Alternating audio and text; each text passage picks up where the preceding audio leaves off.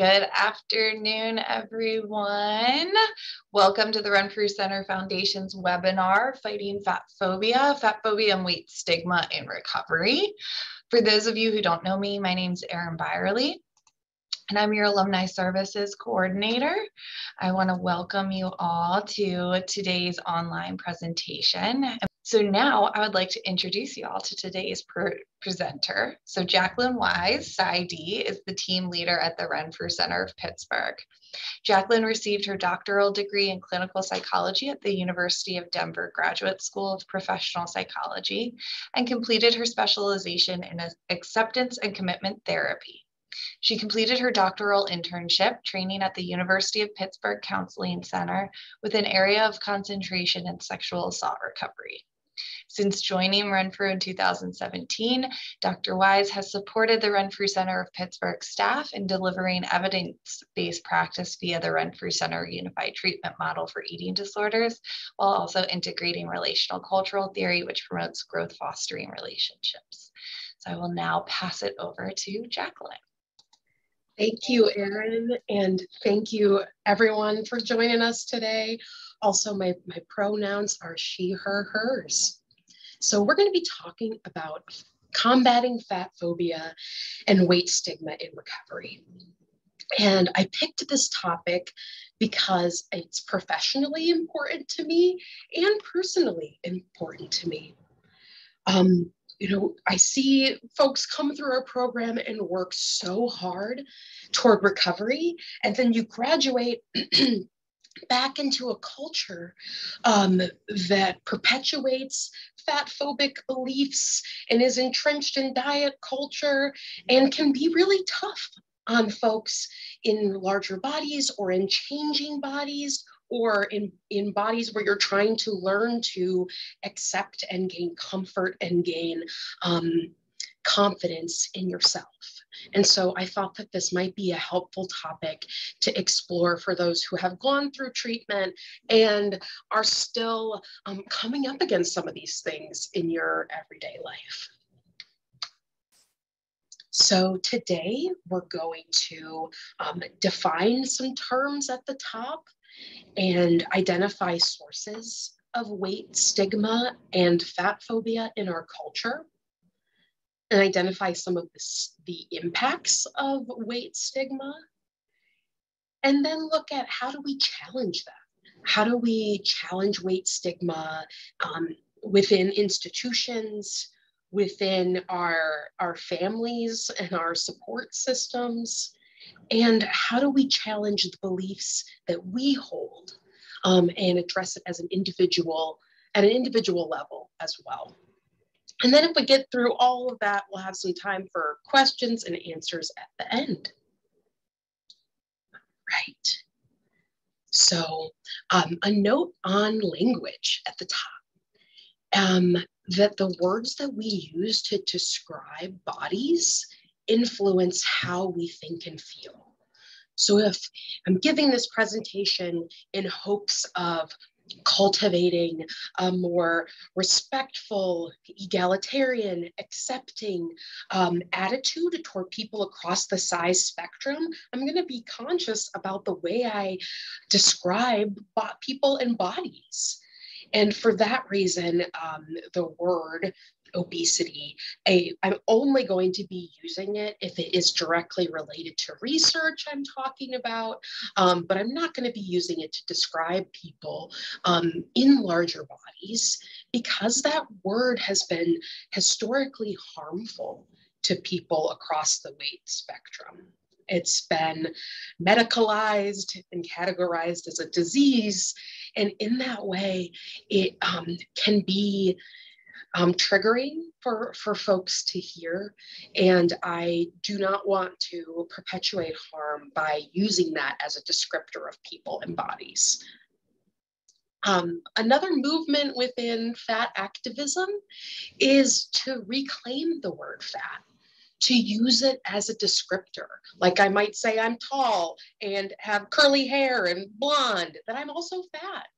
And I will use that word, but I'd love for you to hear that word as how I'm intending, for it to be a descriptor that doesn't have the maybe moral or judgmental connotations that it has historically. So, starting off with, what is fat phobia? So, a fear and dislike of fatness, and a definition from the Boston Medical Center, also known as anti-fat, is the implicit and explicit bias of overweight individuals that is rooted in a sense of blame and presumed moral failing. Being overweight and or fat is highly stigmatized in Western culture. Anti-fatness is intrinsically linked to anti-Blackness, racism, classism, misogyny, and many other systems of oppression. So we could think about examples of fat phobia being stereotypes that people of size encounter, the judgments and automatic assumptions that can come up about you based on your body size. And if you are in a larger body and you have internalized these negative beliefs about fatness, for example, believing I must be lazy because I'm fat, or I must not have good enough self-control or good enough self-discipline, if I start to believe those things about myself or about what it means to be fat, then we call that internalized fat phobia. Believing negative stereotypes about a group that you yourself are in. So we'll be talking about fat phobia and internalized fat phobia in the same breath, but that could be coming from externally, from the people in your environment and the systems that you interact with. It can also be internalized, coming from yourself, things you are saying to yourself about yourself. As we talk about fat phobia, I'd also like to highlight the ways it intersects with other systems of oppression. So for example, we're going to talk about fat phobia and weight stigma interact when you're in the medical system. So there are levels of bias that you might encounter as a fat person, going to seek medical treatment. Well, there's also a lot of evidence to say that if you're a person of color seeking medical treatment in America, that there are negative health outcomes and bias and stigma that you experience. So if we look at both of those things intersectionally at the same time, that would suggest that maybe a fat woman of color would experience an increased level of fat phobia, marginalization, and oppression. So we can think about fat phobia not existing in a vacuum, but existing in interlacking, overlapping systems of identity. And weight stigma. So according to the National Eating Disorder Association, weight stigma, also known as weight bias or weight-based discrimination, is discrimination or stereotyping based on a person's weight. Weight stigma can increase body dissatisfaction, a leading risk factor in the development of eating disorders. The best known environmental contributor to the development of eating disorders is the sociocultural idealization of thinness.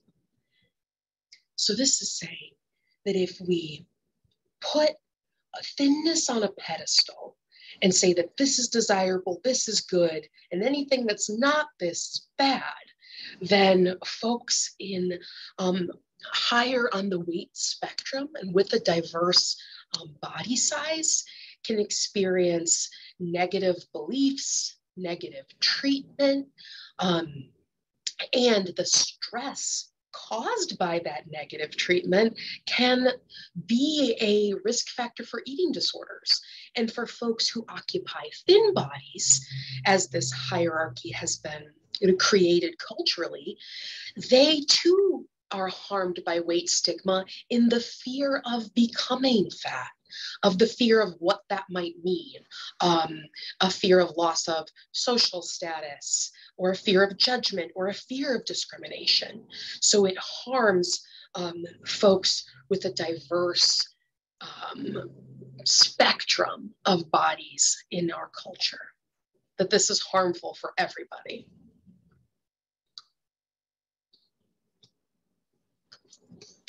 So Sabrina Strings is a sociologist and researcher, and she wrote a book published in 2019 called Fearing the Black Body. And this traces a wide breadth of research and history to look for evidence on the history of fat phobia, particularly in our European and American cultures. Where did these intense negative beliefs and stereotypes come from?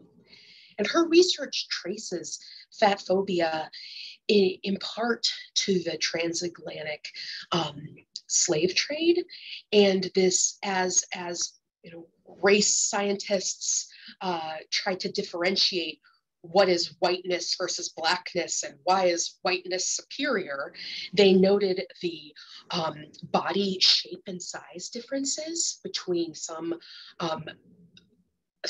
enslaved people and white people, and associated this body size with a lack of self-control, and being, the term was like a greedy eater, and all of these harmful negative stereotypes around fatness as a way to elevate whiteness and thinness and denigrate Blackness and fatness. So anti-Blackness and anti-fatness have a very entwined history that she traces throughout.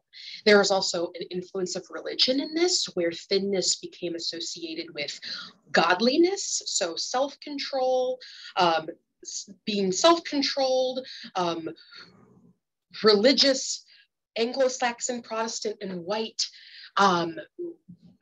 was seen as having some moral superiority. And this is part of where that history of idealization of thinness and the associations of thinness, meaning one has self-control, the moral good and badness that we put around food and bodies. She was able to trace this history. And there's other work beyond hers, but this is a good starting point if you want to read more, learn more about this history of these things intertwining.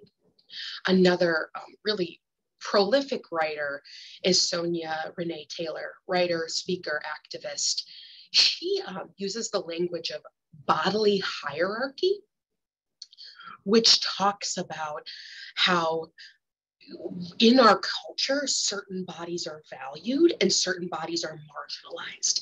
And that has to do with your gender identity, gender expression, your racial identity, your ability or disability, your body size.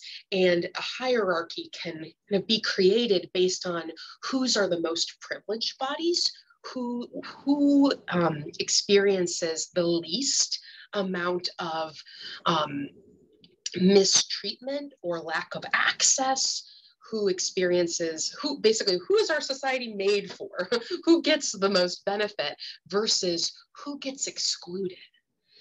And you could kind of place, think about your life and your different intersecting identities to see kind of where your body fits on this hierarchy.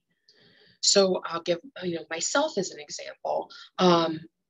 In the bodily hierarchy, I've experienced weight stigma in that I've asked for a seatbelt extender on an airplane before. Felt like I was in a seat that wasn't made for my body size. So I've experienced stigma and marginalization in that way. But at the same time, I haven't experienced discrimination based on weight or based on physical ability Or even with my body size, I can go to most restaurants and find a place to sit.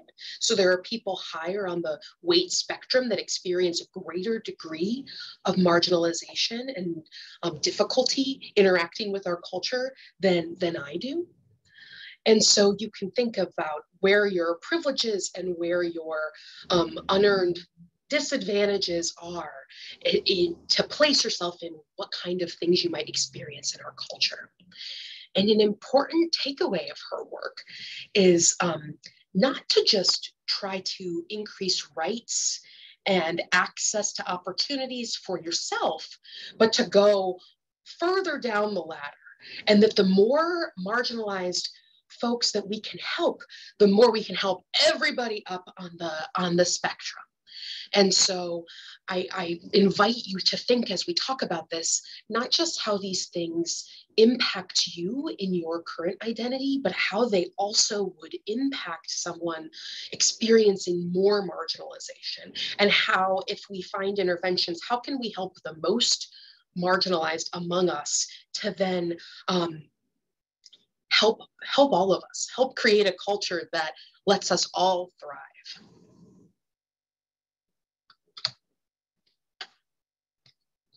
All right, so what are some of the sources of weight stigma and fat phobia?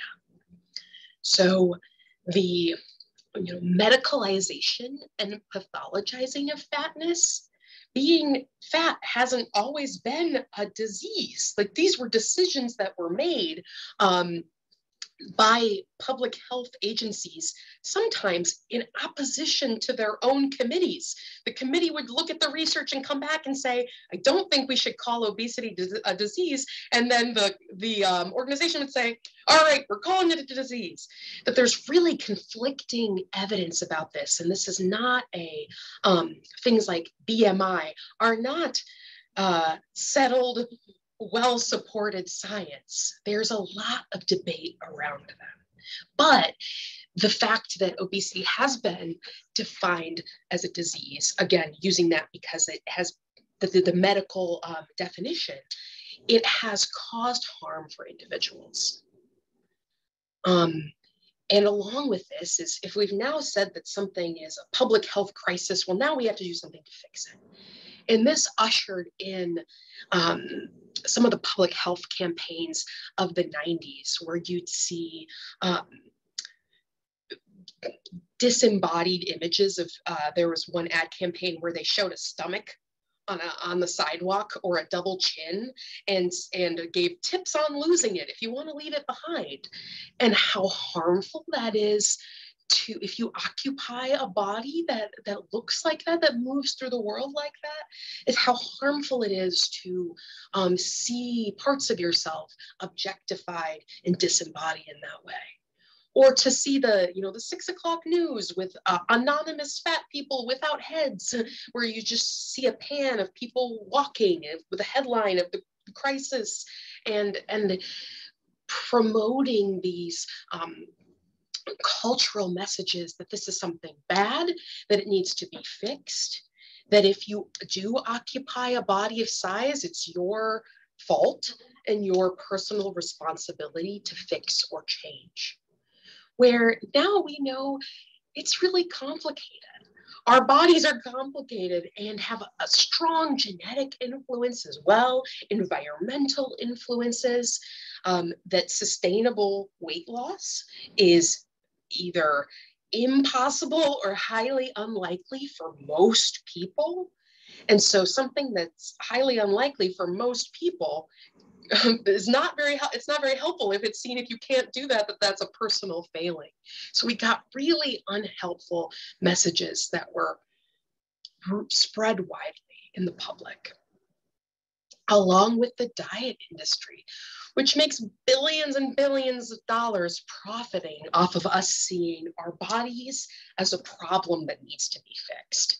So depending on what generation you were born in, you could think back to what were the popular diets throughout history. Is it the Jenny Craig and Atkins, or is it Weight Watchers and Slim Fast, or is it now keto and paleo, that depending on, when you were born, different diets were, particularly fad diets, becoming very popular, and thus making people, to sell people a solution to a problem that has been created. Media representation also contributes to weight stigma and fat phobia. In large swaths of the media, fat people are invisible. You could watch a whole TV show, even today in 2022, and not see much size diversity. See a lot of people that look very similar to each other, which is not how we look in the world. You get a different view, cross-section of society, going to the grocery store, than you do watching television or movies. And then when people of size are portrayed as bodies as objects of jokes or as villains. If we think of most fat bodies in Disney films, they're a villain. So literally villainizing a body type that's a really common human body type that's part of our spectrum of body diversity. And the way we see ourselves and how we see ourselves portrayed influences then how we think about ourselves and how other people, view bodies in different experiences. All right. And weight stigma, impacts eating disorder care as well.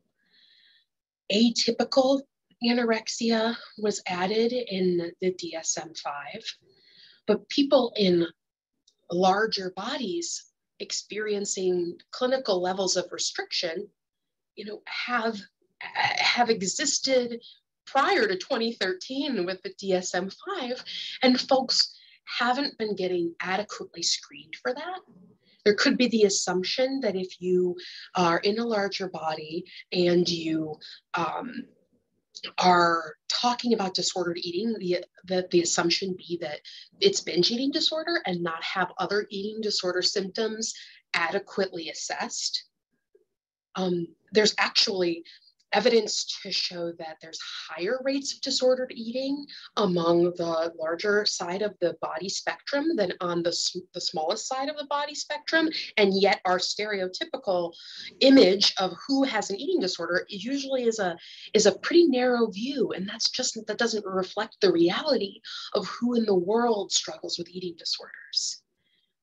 There's also, back to intersectionality, women of color, people of color, are also underdiagnosed for eating disorders. So if you are a person of color also in a larger body, you could see those systems intersecting to really have a chance of this getting missed, of not getting the appropriate referrals, or not getting kind of landing in the run-through space, to begin with. Or then a fear of entering treatment due to lack of body diversity and experiences with medicalized weight bias. I just about every person of size that I know or have worked with has had some negative interaction in the medical system related to their body size. And if you've had that experience and your association is, I'm going to be judged, I'm not going to be heard, it's going to be blamed on my weight, I'm going to be seen as non-compliant. If you have any of those experiences, entering eating disorder treatment would be incredibly difficult. And so my hope is that we can, create a space of emotional safety and validation and acceptance to the message that you belong here. If you need this help, you belong here. And that there is not one way to look and struggle with disordered eating. And this internalized weight stigma, so we could also call this internalized fat phobia, the beliefs that we hold that may be negative about being in a fat body, the higher that internalized weight stigma is, that was associated with increased eating disorder symptom severity.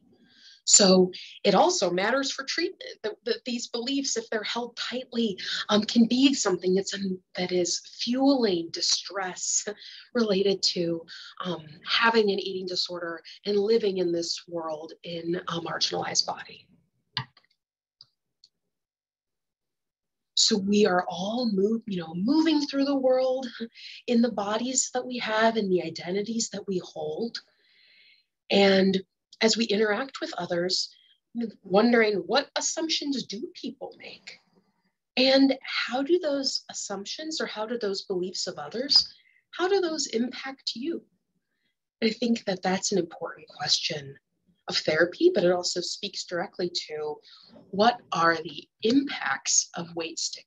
So we know we live in this fat phobic diet culture entrenched world, and what does that lead to? What are some of the outcomes of that? And unfortunately, it's discrimination in hiring practices, particularly with customer facing jobs. There's an unequal hiring rate for people of size versus people in thinner bodies. Wage discrimination, that there is, I think it's around 4% for women and 2.5% for men, that there are the wage discrepancies that are when you compare people of size to traditionally thin bodies. You folks can experience negative stereotypes and experiences of negative characterizations. So those kind of negative beliefs that people have, believing things about you that may not be true. Receiving biased medical care. This is like going to a doctor with a broken arm and being recommended to lose weight. Or expressing symptoms and having those attributed to weight without further assessment. Living with and experiencing weight stigma leads to increased levels of stress. And if environments are highly stigmatizing, like the gym can be a hard place for folks with a diversity of body sizes. If they fear they're going to experience increased stigma, you're more likely to avoid a place where you're likely to receive mistreatment. So weight stigma was actually, experiences of weight stigma were correlated with weight gain, in fact, in part because of some of the avoidance of health behaviors, avoidance of physical activity, avoidance of stigmatizing environments.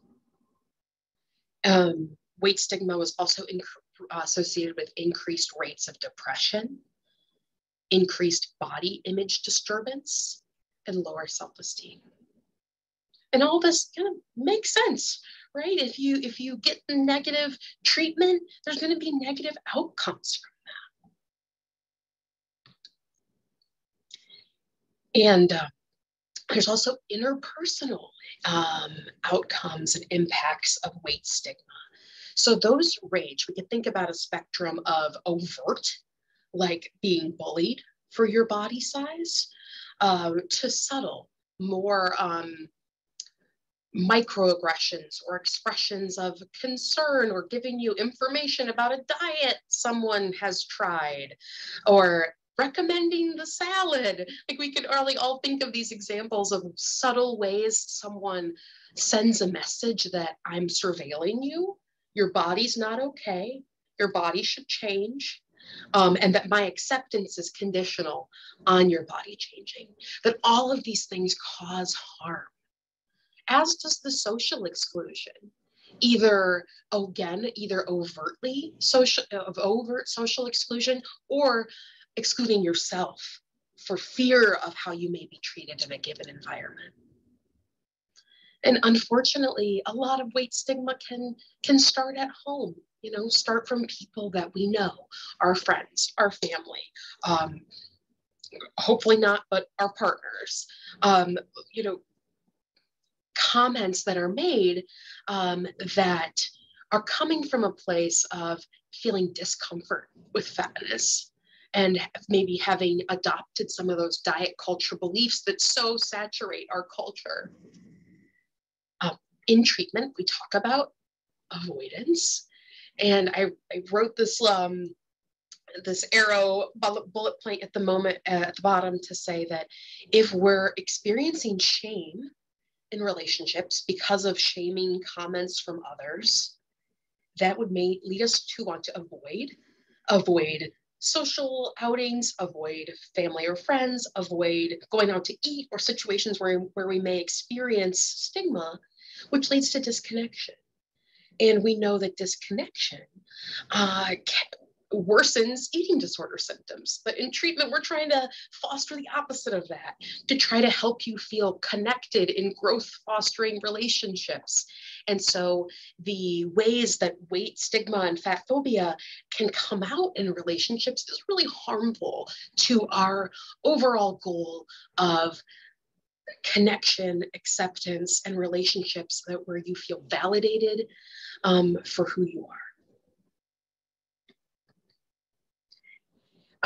Mikey Mercedes is a fat scholar and activist, and she just wrote an article that summarizes medical fat phobia, and I loved this quote. I took this quote from her article. Fat people are worthy of respect, safety, and dignity. Fat people are worthy of respect, safety, and dignity, no matter how fat they are. Fat people are worthy of respect, safety, and dignity, no matter how sick they are, no matter how much they eat, no matter how much they move, no matter how far they are from any notion of health, however defined. And I think in this conversation about fighting fat phobia, that this is a perfect anchor point, that fat people are worthy of respect, safety, and dignity. And if we operate from here, if this is our baseline assumption, then the work we do from here can only go up from here, but that this should be where we start.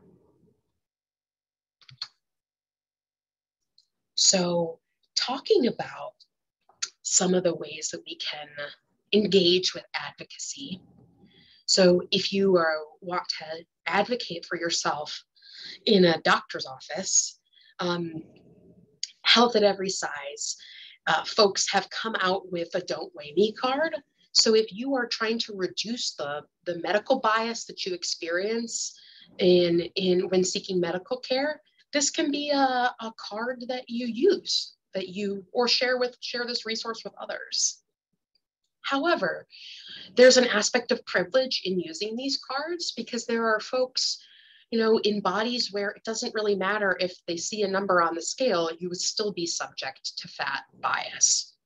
So when we think about turning back on the ladder and looking at who experiences more marginalization than I do and what would be helpful for everyone, in addition to this, it's looking at policy change. It's, for example, some insurance companies necessitate weight data if they want for reimbursement, or I've heard of having to check a box that you recommended weight loss in an appointment.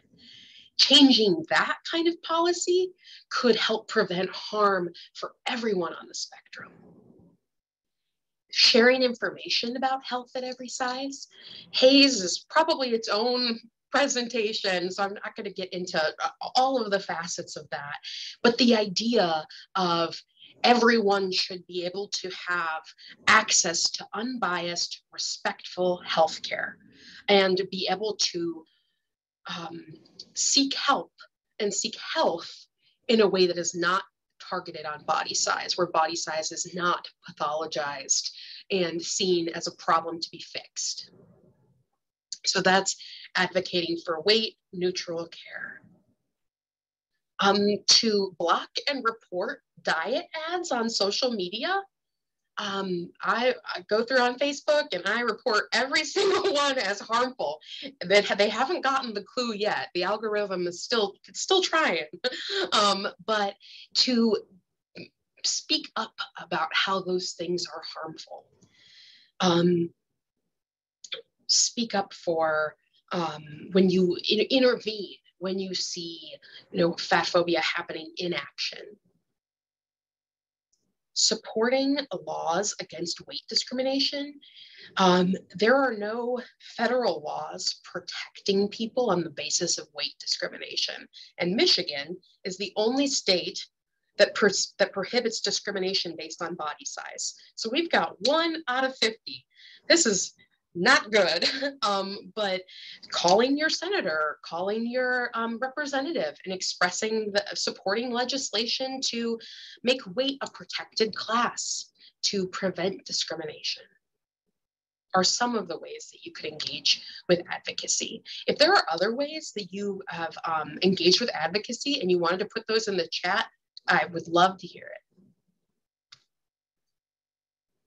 it. And fighting internalized fat phobia.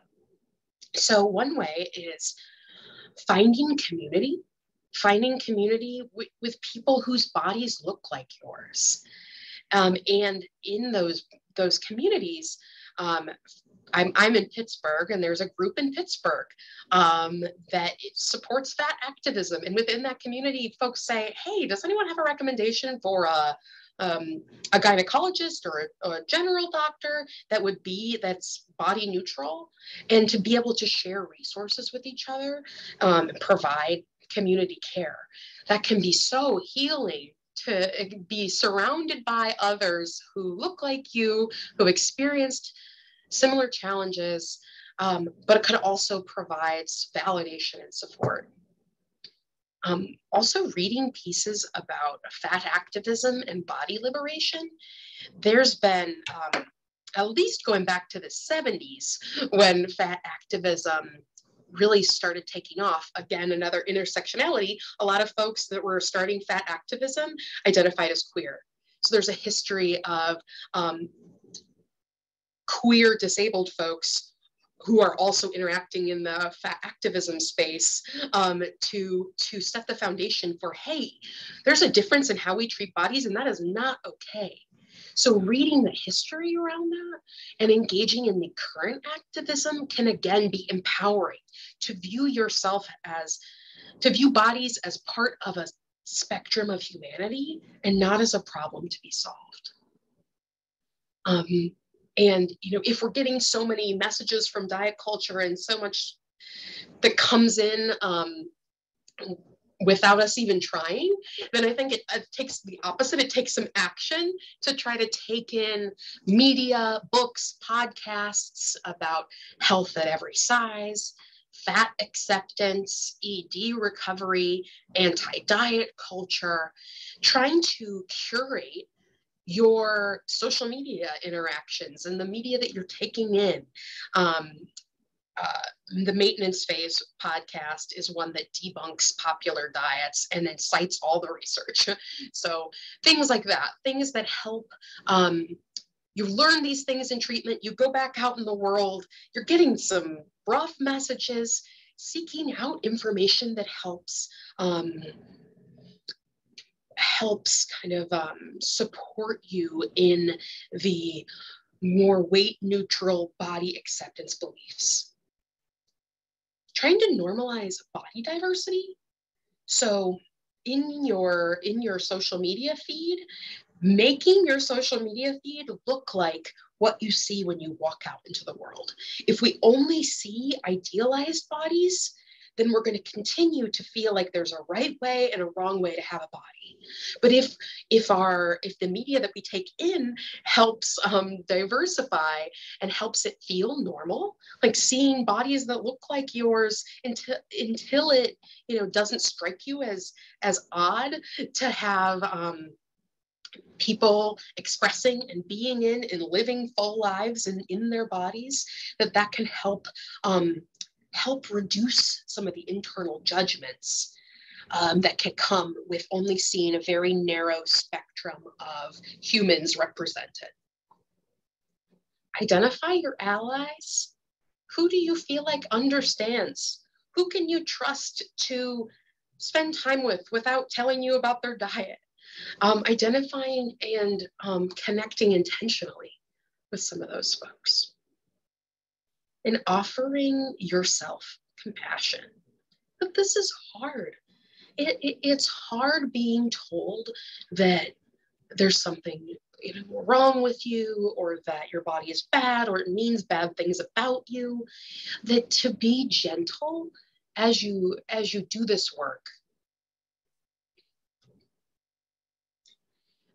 Ashley Bennett is the body image therapist on Instagram. She has a lot of great content. And one of her suggestions was this activity of taking inventory. And it's really trying to identify, what are my automatic appraisals around fatness, to help understand, what weight bias am I carrying with me? What are the things that I've absorbed, through culture, through, the immediate people in my life, through going to school, through moving through the world? What are these beliefs that I've taken in? So either about what it means to be in a larger body, or about what it means if you currently don't occupy a larger body, what would your fears be about if your body were to change? And this isn't a list, you're putting out there necessarily, because that could be harmful to others to hear, but just for yourself to really take a reflection of, what are these specific biases that I hold? And we would call those automatic appraisals too, those judgments that just land, whether or not I mean them to. What are those first thoughts that I have? And alongside this, inventory your values. What's deeply important to me in life? At the end of my life, when I look back, what do I want to have my life have been about? And then gently starting to unpack and reappraise those beliefs, those automatic thoughts about living in a larger body. And do they hold up? Like, is it true? Could something else be true? Is this an appraisal you're ready to be flexible with? So starting to gain some flexibility. I may have been carrying these beliefs and these biases with me, but I don't have to stop here. Can I start to interrogate that a little bit and build a more neutral, ultimately a more positive, but we can start with neutral, a more neutral or balanced perspective as to what it means to occupy a larger body. And what I would like to highlight here is, I'm talking about the individual work, but the institutional level work is really, really important, because we can do all of the internal work we want and still be subject to stigma and bias and discrimination. So this is a two-pronged approach of helping support change at the systemic level, while also working on those things internally, so we can best show up for ourselves and show up for others, while we're on this path. Another activity I like is from Sonya Renee Taylor. I recommend both her book, Your Body is Not an Apology, and the associated workbook, Tools for Living Radical Self-Love. The workbook has, you can write in it. And so one of her activities is Big Thyself Up. So it's basically, it's giving yourself compliments, but it's what's the most expansive version of yourself, your strengths, your values, what makes you unique. When you are living yourself when you're living your fullest life and expressing yourself, what does that look like? And even like, what do you appreciate about your appearance? If you're going to take ownership and not reduce yourself to a body size, what can you own? And it's an activity in giving yourself compliments, but it's an activity of expanding rather than shrinking. And being able to see yourself not as an objectified body or a collection of parts that have things wrong with them, or as something that needs to be shrunk, but as this full, varied, complicated, beautiful human. And journaling in this way, I think, can be a nice launch point too, as we talk about combating fat phobia. So how to be a fat ally? Both being an ally, if you are not a person of size, but also if you are a person of size, but still intersect with some benefits of not being in an even more marginalized body. So it's consider experiences of those in bodies more marginalized than your own. So if you are in a space and it's not very body diverse, you could question, why is that? Are there barriers to people of size being in this space? Are there barriers to people of physical abilities being in this space? And if there are those things, speaking up, maybe that's speaking up to a restaurant, asking for a different type of chair to be brought over or something to help make someone in your life more comfortable, if that's something that they're comfortable with as well. But also maybe having the thought to not invite a friend to a specific restaurant where there's not accessible seating for them. So maybe that's picking a place that anyone would be able to show up and not have their body not invited. Being a fat ally means stop complimenting weight loss. So advocating for spaces to be accessible for a diversity of body sizes and disability access, and unpacking and challenging diet culture. So this could be, and it's so broad, but it's starting to question this cultural assumption that everyone's a self-improvement project, that everyone should be working to lose weight, that to challenge that and challenge that talk when it comes up, and normalize not talking about diets if you're in a group of people, to be the one that changes the subject.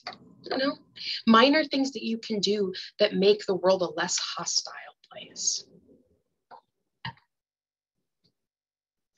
And my favorite on here is to celebrate that joy.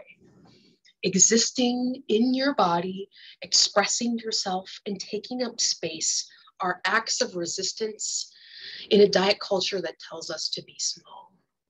So allowing yourself to experience things that are pleasurable and enjoyable, to be in spaces that allow you to live your values and connect.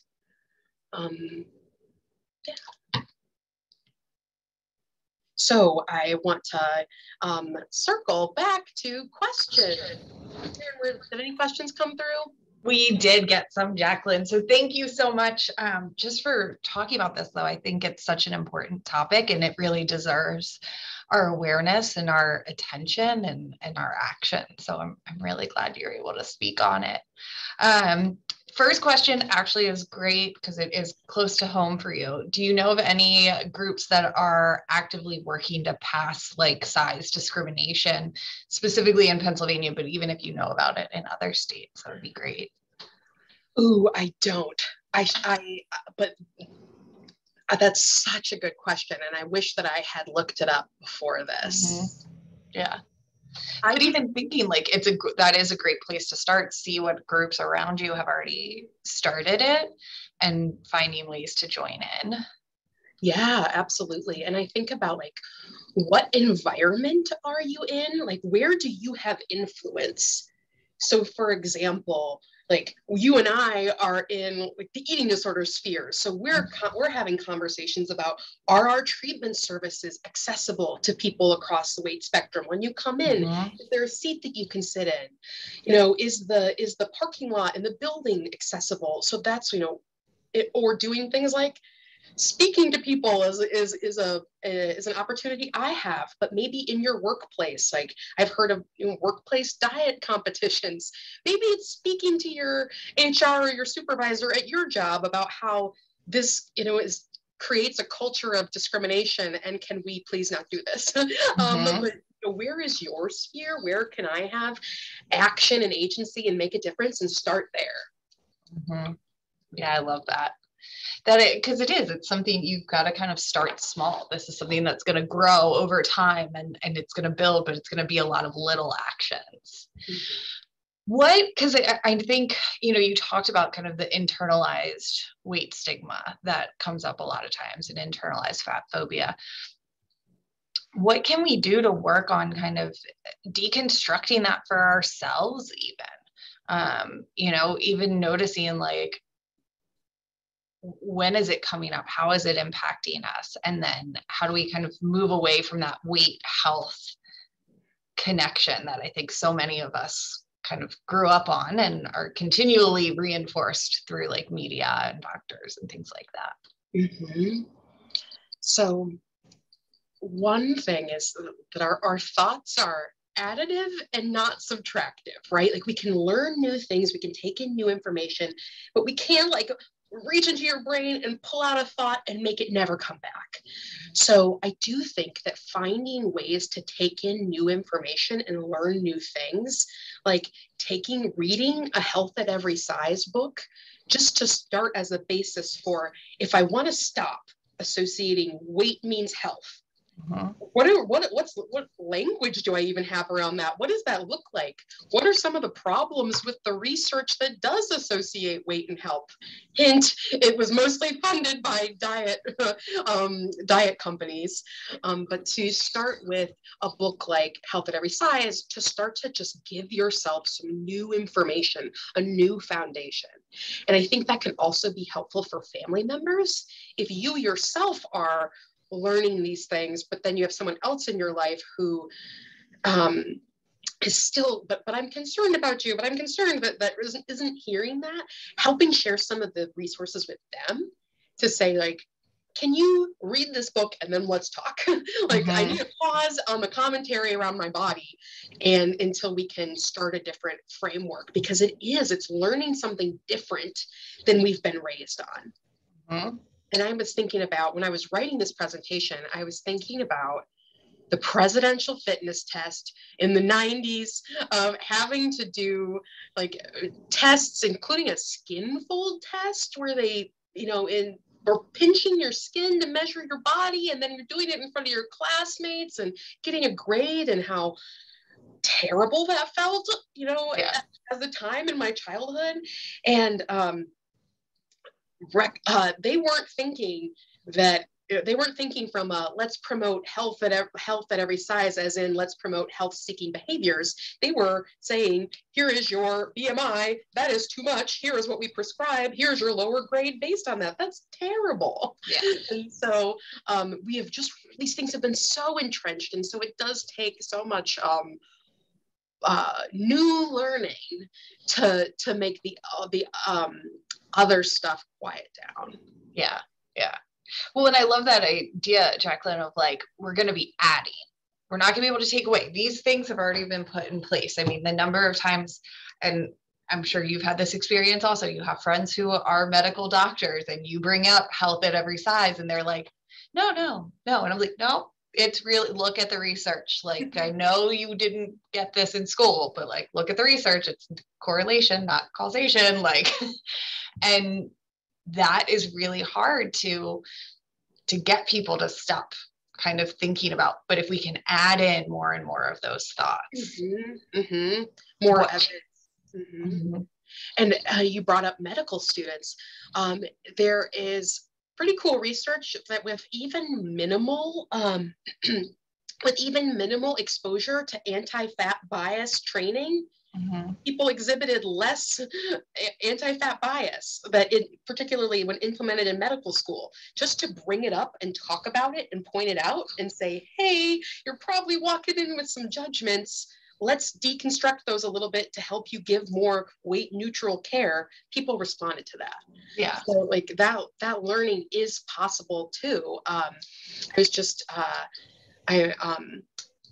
at Harvard Medical School, a student group brought in Hayes presenters to present on weight neutral care to med students. So that was a student group saying, hey, can we talk about this some more? Which I just think is excellent. Yeah. For people who are interested in maybe learning a little bit more about like their own like maybe implicit biases that they're not noticing? Any thing you would recommend for kind of basically gaining more awareness of what biases you might be holding around weight? Mm-hmm. I do think that the Ashley Bennett activity of like taking an inventory is a good place to start. Of just what are all the thoughts you have? What are all your beliefs about fatness? You could probably start with a list. It wouldn't help with something that you didn't yet know, but maybe if you're just starting to write, that can help you generate, oh, what do I believe about this? What are the associations I have with this? Another option, it's not specific beliefs, but it's about overall bias. There's something called the implicit association test. I think it's Harvard, but if you just Google implicit association test online, you can be linked to take this test, and you could do it on a bunch of different things, but you could do it on weight, on body size, and it gives you feedback about the level of bias that you demonstrated on this assessment. And so this is an assessment that they use in all sorts of settings, but it can just be another like temperature check on, you know, how biased, what kind of, how strong is that bias that I might be holding? Maybe it's strong and you know it, or maybe you don't know it. That's a good point, that we don't always have like a perfect reflection of the biases we hold. Yeah, awesome. All right, well, Jacqueline, I know we are unfortunately out of time. I feel like we could talk about this all day. But if you all have a question we did not get to, or think of one later, please email us at alumni@renfrewcenter.com, and we will connect you with Jacqueline so that you can get those questions answered.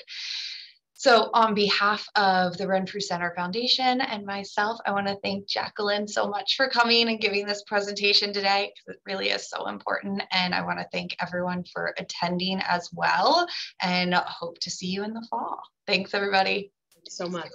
Bye.